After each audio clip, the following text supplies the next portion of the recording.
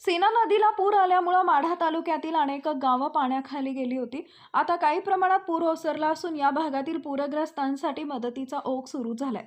आम आदमी पार्टीचे जिल्हाध्यक्ष एम पाटील यांच्या वतीने 22 तारखेपासून पूरग्रस्त भागातील लोकांना पिण्याचं पाणी, खाद्यपदार्थ, कपडे अशी मदत केली जाते। स्वतः पुराच्या पाण्यात उतरून लोकांपर्यंत जात आम आदमी पार्टीने पूरग्रस्तांना मदत केली आहे। विशेष म्हणजे सरकारी मदतीच्या आधी आम आदमी पार्टीचे जिल्हाध्यक्ष एम पाटील आणि त्यांचे सहकारी हे पूरग्रस्तांना मदत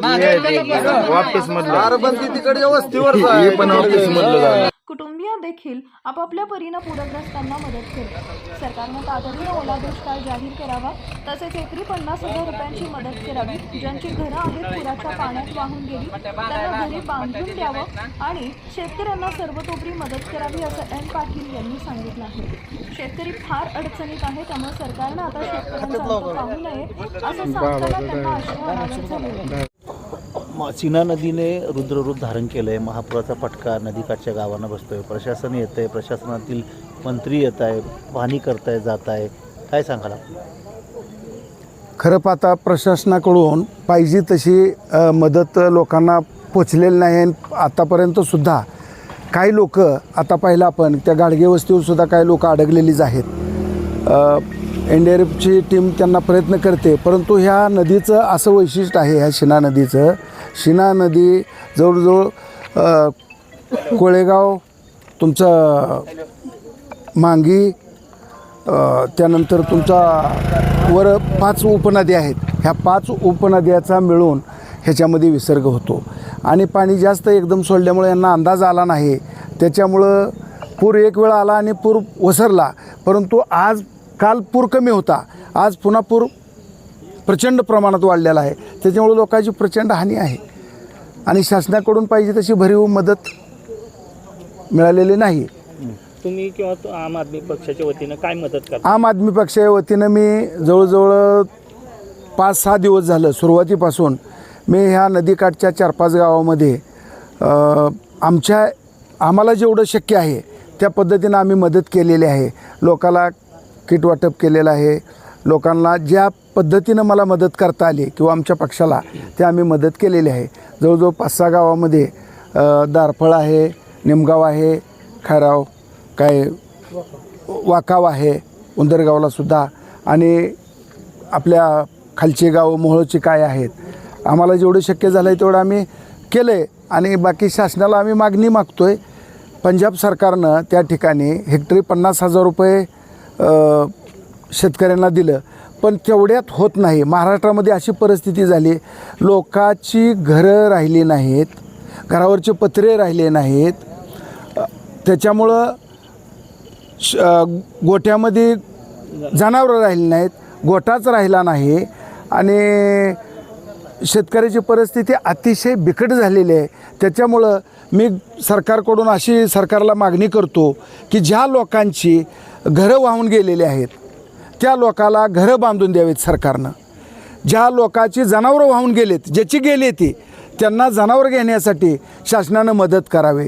अहो तुम्ही पाहिलं अहमदाबादमध्ये त्या ठिकाणी विमान अपघात झाला। विमान अपघात झाल्यानंतर सरकारनं जो मृत्यू त्या ठिकाणी अपघातामध्ये ज्याची मृत्यू झाला त्याच्या नातेवाईकाला 1 कोटी रुपये दिले, जखमीला 50 लाख रुपये दिले आणि महाराष्ट्रातल्या शेतकऱ्याला आज त्याचं घर कुठं आहे हे दिसायला तयार नाही। नदीनं रुद्ररूप धारण केलं। ज्या नदीचं पात्र होतं ते पात्रसुद्धा नदीनं वेगळ्या पद्धतीनं आता पसारा मोठा झाला आहे। लोकांना जमिनी सापडण्यात अशी अवस्था झाली आणि शासनानं एवढी तुटपुंजी मदत करून चालणार नाही। माझी आम आदमी पार्टीतर्फे शासनाला अशी मागणी आहे, तुम्ही एकरी 50,000 रुपये द्या, एकरी 50,000 रुपये द्या तर कुठंतरी, आणि शेतकऱ्यांचं जी हानी झाली ते हानीकरता तुम्ही भरीव मदत द्या। असं करून चालणार नाही। मी पाहतोय मंत्री येतात, आमदार येतात, खासदार येतात। काल या ठिकाणी भरणे मामा आले होते, कृषी मंत्री आहेत। लोकांनी कोकाटे शेतकऱ्यांच्या बरोबर, शेतकऱ्याला भिकारी वगैरे म्हणतात म्हणून कोकाट्याला घरी बसवलं। काल भरणे मामांना मी बोललो, भरणे मामा पंजाबमध्ये एवढी मदत केली आणि तुमच्याकडून काहीच मदत मिळत नाही। आमदार साहेब होते अभिजित आबा पाटील, त्यांनाही मी बोललो। माझं असं मत आहे तुम्ही आमदार खासदार विकत घेण्याकरता इतकं पैसे लावताय, मग माझ्या शेतकऱ्याकरता तुमचं मानधन वर्षाचं जर दिलं महाराष्ट्राच्या आमदारांनी खासदारांनी, काय फरक पडेल? नुसतं तुम्ही सडकणी येता, नदीच्या काठाला उभा राहता आणि बाईट देता आणि निघून जाता. आमचे पत्रकार बांधवसुद्धा जीव धोक्यात घालून या ठिकाणी NDRFच्या टीमबरोबर प्रत्येक गावाचा त्या ठिकाणी लेखाजोखा पाहतायत आणि लोकांच्या भावना सरकारपर्यंत पोचवण्याचं काम करतात. मी आम आदमी पार्टीच्या तर्फे पुन्हा एकदा गव्हर्नमेंटला, खास करून मुख्यमंत्री साहेब, दोन्ही उपमुख्यमंत्री साहेबांना सांगतो की महाराष्ट्रामध्ये विनंती आहे माझा हा आदेश नाही, आमचा अधिकार आहे, महाराष्ट्रातल्या शेतकऱ्याचा अधिकार आहे. महाराष्ट्रातले 20 ते 25 जिल्हे ह्या पूरग्रस्तमध्ये बाधित झालेले आहेत. अहो, ज्या वेळेला यशवंतराव चव्हाण होते, वसंतराव नाईक होते, वसंतदादा पाटील होते, काही वेळेला आता जर एखाद्या दुसऱ्या पुढाऱ्याचं नाव घेतल्याला राग येईल, किल्लारीचा भूकंप झाला त्यावेळेला शरद पवार साहेब 6 वाजता तिथं पोचले होते. मी पाहिलं कृषी मंत्री काल 6 दिवसानंतर ह्या माढा तालुक्यात आलेत. काय पद्धती आहे त्या? आणि बोललं, शेतकऱ्याची बाजू घेऊन बोललं तर तुम्ही काय दिलं आहे म्हणतात. अरे मी सुद्धा शेतकऱ्याचा मुलगा आहे, मला जेवढं जमलं तेवढं मी करतोय. आज 6 दिवस झाले मी फिरतोय. शेवटी बघितलं मी त्या वाखाव पूर्ण गाव पाण्यामध्ये आहे. माजी मंत्र्याचं गाव आहे ते, शिवाजीराव सावंत मंत्री आले नाही असं म्हणताय? मंत्री आलेले मला तर पाहायला मिळालेले नाही. मी 5-6 दिवस झालं तिथंच आहे. प्राध्यापक शिवाजीराव सावंत त्यांच्या त्या ठिकाणी मी त्यांना सुद्धा विनंती केली की इतका मोठा पूर आला आहे, तुमचा पहिला मजला पाण्यात गेला आहे, दुसऱ्या मजल्यावर तुमच्या पाणी आलं आहे, तुम्ही माड्याला या. पण त्यांनी सांगितलं मी जर या गावातून हल्लो तर माझ्या गावामध्ये काही ठिकाणी उंचाचा भाग आहे, त्या ठिकाणी काय माझी लोकं आहेत अजून, आणि मी गावातून माड्याला गेलो लोक पुरकी होतील, म्हणून मी ही माझी जागा सोडणार नाही. माझ्या लोकांना, माझ्या कृषीतील लोकांना माझा आधार आहे. मी लोकांचा जीव धोक्यात घालून मी स्वतःचं जीव वाचवण्यासाठी मी असा जाणारा माणूस नाही. मी हाडाचा कार्यकर्ता आहे. त्यांची दोन्ही मुलं पृथ्वीराज सावंत आणि ऋतुराज सावंत आणि त्यांची सगळी टीम मी पाहिलं त्या ठिकाणी वाकावला पूर्ण काम करते आणि लोकाला मदत करते. जेवढं त्यांच्या पद्धतीनं त्या ठिकाणी मी पाहिलं जाऊन, मी मदतच द्यायला तिथं गेलतो त्या गावामध्ये, मी पाहिलं त्यांची मदत चालूच होती. सरकारला काय ओला दुष्काळ जाहीर करणे, सरकारनं सरसकट पंचनामे करावेत. सरकारनं ओला दुष्काळ जाहीर करावा. तुम्ही अजिबात पंचनामा करून तर तुम्ही काय करणार? ओला दुष्काळ करा ना जाहीर. जी नदीच्या काठची बाधित गावं झालेत त्या प्रत्येक शेतकऱ्याचं तुम्ही नुकसान भरपाई द्या. फसव्या घोषणा करू नका. तुम्ही एक वेळ परवा लाडकी बहीण योजना आणली, विधानसभेला तुम्ही सत्तेत बसला, अशा आता त्यांनी सुद्धा ओळखलंय.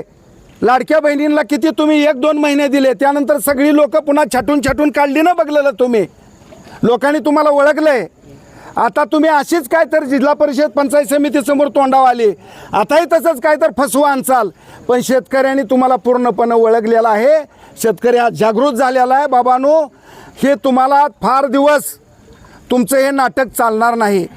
माझी विनंती आहे, माझा शेतकरी राजा जगाचा पोशिंदा आहे.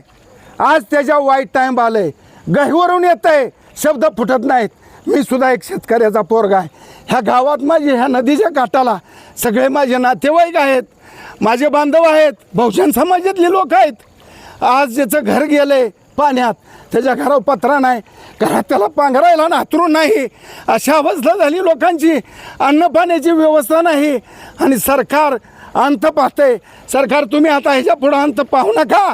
माझ्या शेतकऱ्याच्यावर झालेला अन्याय तुम्ही त्याला पूर्णपणे मदत द्या आणि फसवी घोषणा करू नका, असे मी शासनाला आपल्या माध्यमातून विनंती करतो. मोटरा गेले, केबले. ताज्या घडामोडी जाणून घेण्यासाठी शिवशाही न्यूज यूट्यूब चॅनलला सबस्क्राईब करा. आपण हा व्हिडिओ फेसबुकवर पाहत असाल तर फेसबुक पेज फॉलो करा आणि शिवशाही न्यूज.com या आपल्या वेबसाईटलाही भेट द्या.